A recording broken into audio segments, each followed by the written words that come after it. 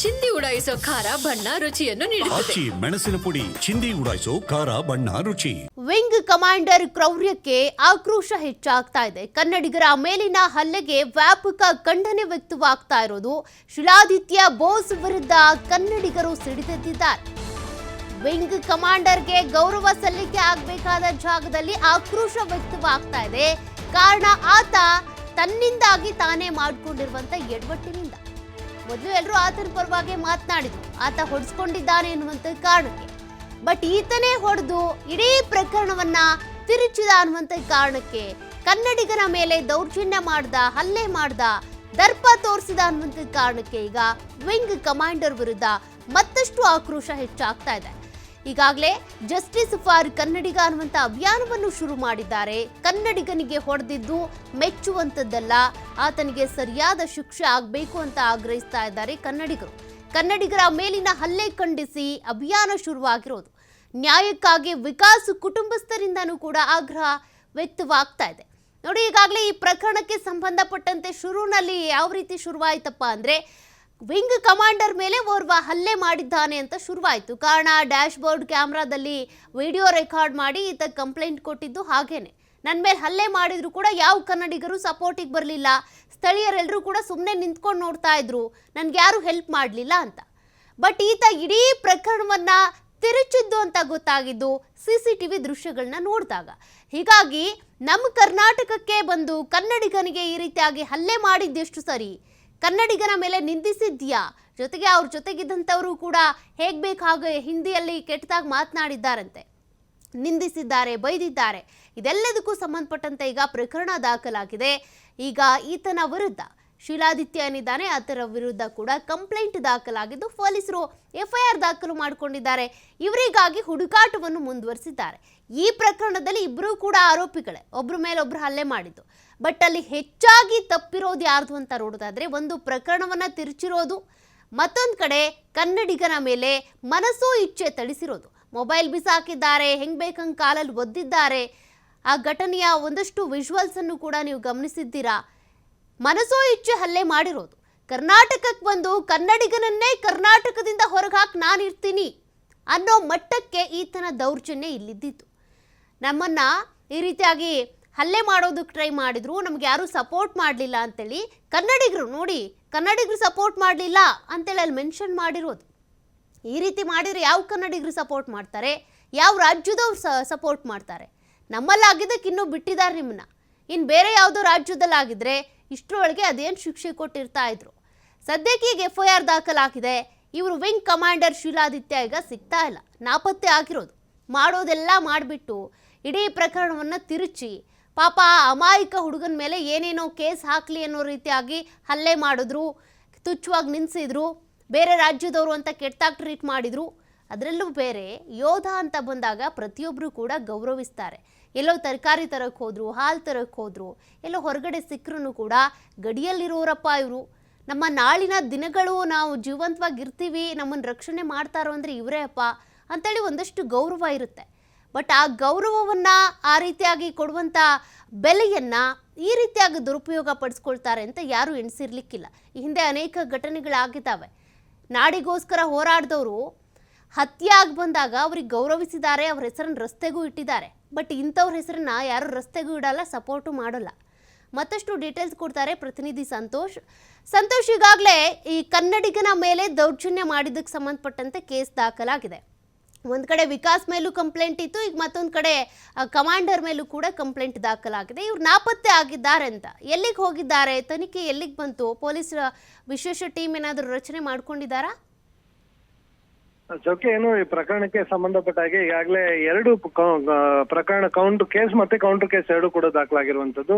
ಮೊದಲು ವಿಕಾಸ್ ಮೇಲೆ ವಿಂಗ್ ಕೂಟ ಆಧಾರದ ಮೇಲೆ ಒಂದು ಪ್ರಕರಣ ದಾಖಲಾಗಿರುತ್ತೆ. ಅದಾದ ಮೇಲೆ ವಿಕಾಸ್ ಕೊಟ್ಟಿರುವ ಹಿನ್ನೆಲೆಯಲ್ಲಿ ಅದು ಕೂಡ ಕೇಸ್ ಮತ್ತೆ ಕೌಂಟರ್ ಕೇಸ್ ಎರಡು ಕೂಡ ಪ್ರಕರಣ ದಾಖಲಾಗಿದೆ. ಪ್ರಕರಣ ದಾಖಲಾದ ಬೆನ್ನಲ್ಲೇ ಪೊಲೀಸರು ಪ್ರಕರಣದ ಸತ್ಯಾಸತ್ಯತೆ ಏನಿದೆ ಅನ್ನೋದ್ರ ಬಗ್ಗೆ ಮಾಹಿತಿಯನ್ನ ಕಲೆ ಆಗ್ತಾ ಇರುವಂತ ಸಂದರ್ಭದಲ್ಲಿ ಇದು ಈತ ಏನು ಪತ್ನಿ ಹೋಗ್ತಾ ಇರ್ತಾನೆ. ಈ ಸಂದರ್ಭದಲ್ಲಿ ಬೈಕ್ ಕಾರ್ಗೆ ಟಚ್ ಆಗುತ್ತೆ. ಈ ಸಂದರ್ಭದಲ್ಲಿ ಆಕೆ ಪತ್ನಿ ಆತನಿಗೆ ಹಲ್ಲೆ ಮಾಡೋ ರೀತಿಯಲ್ಲಿ ಕೈಯನ್ನ ಎತ್ತುತ್ತಾರೆ, ಮತ್ತೆ ಏನೋ ಬೈತಾರೆ. ಬಟ್ ಅದೇನು ಅಂತ ಗೊತ್ತಾಗಲ್ಲ. ಈತ ಅದನ್ನ ಪ್ರಶ್ನೆಯನ್ನ ಮಾಡ್ತಾನೆ, ಹೋಗಿ ಕಾರನ್ನ ಅಡ್ಡಗಟ್ತಾನೆ. ಅಂದ್ರೆ ಅಡ್ಡಗಟ್ಬಿಟ್ಟು ಕೇಳುವಂಥದ್ದು, ಬೈದ್ವಿ ಯಾಕೆ ಅಂತೇಳಿ. ಆತ ಮಹಿಳೆ ಆಗಿರೋ ಹಿನ್ನೆಲೆಯಲ್ಲಿ ಆಕೆಯನ್ನ ಪ್ರಶ್ನೆ ಮಾಡೋದಿಲ್ಲ, ಅವ್ರ ಗಂಡನನ್ನ ಕೇಳ್ತಾನೆ, ನಿಮ್ ಪತ್ನಿಯವ್ರು ಏನು ಮಾಡೋದು ಅಂತ. ಸೊ ಆ ವಿಚಾರ ತೆಗೆದು ಇವನ್ ಜೊತೆ ಜಗಳಕ್ಕೆ ಬರೋ ಸಂದರ್ಭದಲ್ಲಿ ಡೋರ್ ಅನ್ನು ಕೂಡ ಓಪನ್ ಮಾಡ್ಲಿಕ್ಕೆ ಬಿಡೋದಿಲ್ಲ. ಸೊ ಆಗ ಇಬ್ಬರು ನಡೆಯೋ ಗಲಾಟೆ ಆಗುತ್ತೆ. ಆತ ಇಳಿದು ಈತನ ಮೇಲೆ ಮನಸ್ಸೋ ಇಚ್ಛೆ ಹಲ್ಲೆಯನ್ನ ಮಾಡಿರುವಂತದ್ದು.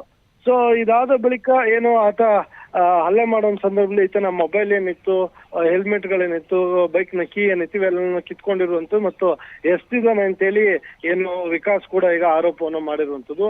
ಅದೇ ಪ್ರಕರಣದಲ್ಲಿ ನೋಡಿದ್ರೆ ಇದು ಒಂದು ಉದ್ದೇಶ ಪೂರ್ವಕವಾಗಿ ಏನೋ ಗಲಾಟೆಯನ್ನ ಮಾಡ್ಕೊಂಡಿದ್ದಾರೆ ಅನ್ನೋದಿಲ್ಲ. ಏನು ರೋಡ್ ರೇಜ್ ಪ್ರಕರಣ ಅಂತ ನಾವ್ ಹೇಳ್ತೀವಿ, ಆ ರೀತಿಯಲ್ಲೇ ಕೂಡ ಈ ಪ್ರಕರಣನೂ ಕೂಡ ಆಗಿರುವಂತದ್ದು. ಸದ್ಯ ಪೊಲೀಸರು ಕೇಸ್ ಅಂಡ್ ಕೌಂಟರ್ ಕೇಸನ್ನ ದಾಖಲು ಮಾಡ್ಕೊಂಡಿದ್ದು, ಇಬ್ಬರಿಗೂ ಕೂಡ ನೋಟಿಸ್ ಅನ್ನ ಕೊಡ್ತಾರೆ. ನೋಟಿಸ್ ಅನ್ನ ಕೊಟ್ಟು ವಿಚಾರಣೆಯನ್ನ ಮಾಡ್ಲಿಕ್ಕೆ ಬೇಕಾಗಿರುವ ಎಲ್ಲಾ ತಯಾರಿಯನ್ನು ಕೂಡ ಮಾಡ್ಕೊಳ್ತಾ ಇರುವಂತದ್ದು. ಆದ್ರೆ ಪ್ರಕರಣ ಬೆಳಕಿಗೆ ಬಂದ ಬೆನ್ನಲ್ಲೇ ಬೇರೆ ತಿರುವನ್ನ ಪಡ್ಕೊಳ್ತಾ ಇದೆ. ಅಂದ್ರೆ ಇದು ಕನ್ನಡಿಗರ ಮೇಲೆ ಆದಂತ ಹಲ್ಲೆ ಅನ್ನೋ ರೀತಿಯಲ್ಲಿ ಏನು ಈ ಪ್ರಕರಣ ಬೇರೆ ತಿರುವನ್ನ ಪಡ್ಕೊಳ್ತಾ ಇರುವಂತದ್ದು. ಸೋಷಿಯಲ್ ಮೀಡಿಯಾಗಳಲ್ಲಿ ಕನ್ನಡಿಗರ ಮೇಲೆ ಹಲ್ಲೆ ಆಗ್ತದೆ, ಇದನ್ನ ನಿಲ್ಲಬೇಕು, ಅವ್ರಿಗೆ ಜಸ್ಟಿಸ್ ಅನ್ನ ಕೊಡಬೇಕು, ಜಸ್ಟಿಸ್ ಫಾರ್ ಕನ್ನಡಿಗ ಅಂತೇಳಿ ಈಗಾಗಲೇ ಸೋಷಿಯಲ್ ಮೀಡಿಯಾದಲ್ಲಿ ವಾರಗಳನ್ನ ಮಾಡ್ತಾ ಇರುವಂತದ್ದು. ಸೊ ಇದಕ್ಕೆ ಸಂಬಂಧಪಟ್ಟಾಗ್ಲೂ ಪೊಲೀಸರು ಈಗಾಗಲೇ ಸೋಷಿಯಲ್ ಮೀಡಿಯಾಗಳ ಮೇಲೂ ಕಣ್ಣನ್ನ ಇಟ್ಟಿರುವಂತದ್ದು. ಆದ್ರೆ ಮೇಲ್ನೋಟಕ್ಕೆ ಇದು ಹಂಗ್ ಕಾಣ್ತಾ ಇದೆ. ಕನ್ನಡದ ವಿಚಾರವಾಗಿ ಕನ್ನಡಿಗನ ಮೇಲೆ ಈ ಕಾರಣಕ್ಕಾಗಿ ಹಲ್ಲೆಯನ್ನ ಮಾಡಿದ್ದಾರೆ, ಅಂದ್ರೆ ಭಾಷೆಯ ವಿಚಾರಕ್ಕೆ ಹಲ್ಲೆ ಆಗಿದೆ ಅಂತ ಏನು ಆರೋಪವನ್ನ ಮಾಡ್ಲಾಗ್ತದೆ. ಸೊ ಇದು ಮೇಲ್ನೋಟಕ್ಕೆ ಹಂಗ್ ಕಾಣ್ತಾ ಇರುವಂತದ್ದು. ಆದ್ರೆ ಅದರ ಸಸ್ಪೆಕ್ಟ್ಗಳಿದೆ. ಪ್ರಕರಣದ ತನಿಖೆ ಮಾಡದ ಹೊರತು ಆ ರೀತಿಯಾಗಿ ನಾವು ಹೇಳಲಿಕ್ಕೆ ಬರೋದಿಲ್ಲ ಅಂತೇಳಿ ನಗರ ಪೊಲೀಸ್ ಆಯುಕ್ತ ಆಗಿರುವಂತ ಬಿ ದಯಾನಂದ್ ಅವರು ಕೂಡ ಸ್ಪಷ್ಟನೆಯನ್ನು ಪಡಿಸಿರುವಂತದ್ದು. ಹೀಗಾಗಿ ಇಡೀ ಪ್ರಕರಣದ ತನಿಖೆ ಆದ ನಂತರ ಇದು ಕನ್ನಡದ ವಿಚಾರವಾಗಿ ಆಗಿರುವಂತ ಇನ್ಸಿಡೆಂಟ್ ಇಲ್ಲ ಅಂತ ಹೇಳಿದ್ರೆ ರೋಡ್ ರೇಜ್ ರೀತಿಯಲ್ಲಿ ಆಗಿರುವಂತ ಪ್ರಕರಣ ಅನ್ನೋದು ಬಯಲಿಗೆ ಬರ್ಬೇಕಾಗತ್ತೆ.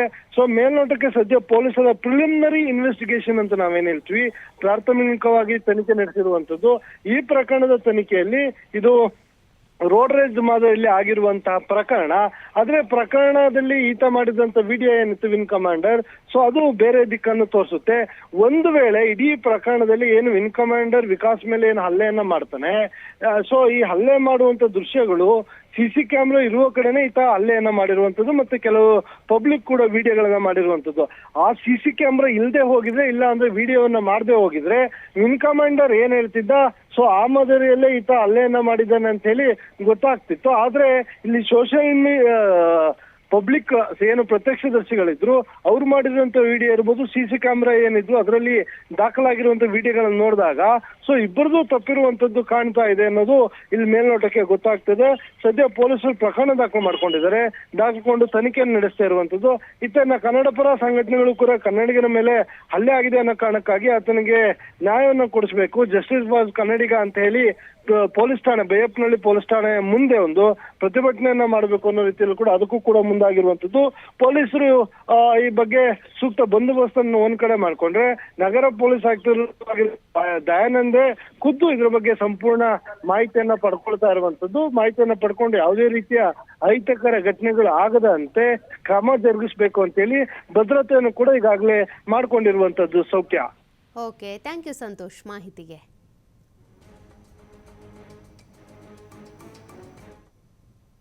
He's hit him so badly.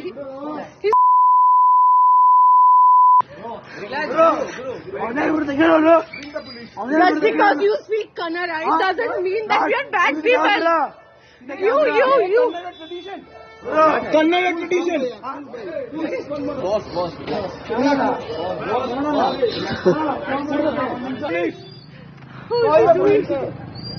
Call the police, please. Call the police. Why are you? She left the place. He behaved so badly that this person he's abusing her. He's hit him so badly.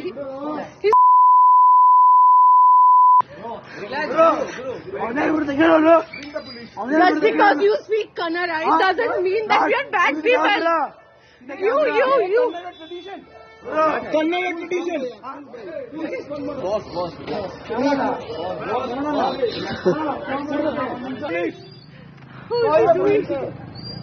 Call the police, please. Call the police. Wing commander ಒಬ್ರು ಹಲ್ಲೆ ಮಾಡಿರೋ ವಿಚಾರ ತುಂಬಾ ಅದು ಕೂಡ FIR ಆಗಿದೆ. ಆ ಹುಡುಗನು ಯಾರು ಹೊಡೆದಿದ್ರಲ್ಲ ಅವರು ಆ ಹುಡುಗನೂ ಕೂಡ ಕಂಪ್ಲೇಂಟ್ ಕೊಟ್ಟಿದ್ದಾನೆ, ಅದು FIR ಮಾಡಿದ್ದಾರೆ.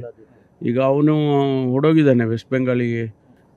ಈಗ ಅದು ಕೇಸ್ ತೊಗೊಂಡು ಇನ್ವೆಸ್ಟಿಗೇಟ್ ಮಾಡಿ ಅವ್ನು ಸೆಕ್ಯೂರ್ ಮಾಡೋದಕ್ಕೂ ಮಾಡ್ತಾರೆ.